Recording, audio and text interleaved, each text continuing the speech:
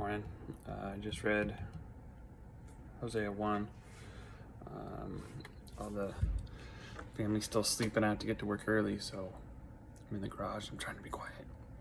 But Hosea chapter 1 begins with Hosea being told by God to marry someone from what we would call the red light district, a prostitute or a charlatan. They use the word whore,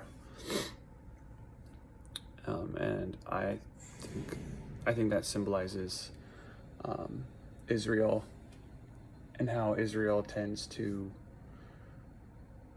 go towards the idolatry and stuff, but God chose them anyway. And then he has a child, the first child, that he names Jezreel, and that name is foretelling the destruction of Israel. The valley of Jezreel is where they're going to fall. So it's a warning from God to Israel. And then the second child, he names Lorama, something like that. Basically disowning Israel. And he has a third child. And then it's just this picture of what God is doing. It's a lot of symbolism, but it's God trying to get a hold of some people, trying to warn people.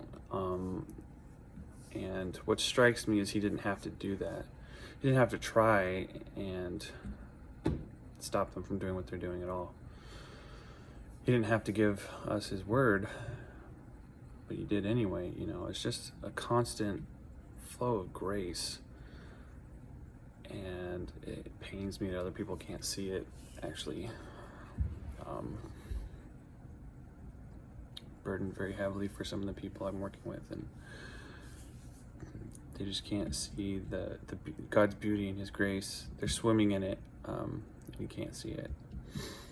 So yeah, it's a vision of what's about to happen to Israel, but it's also a vision of grace.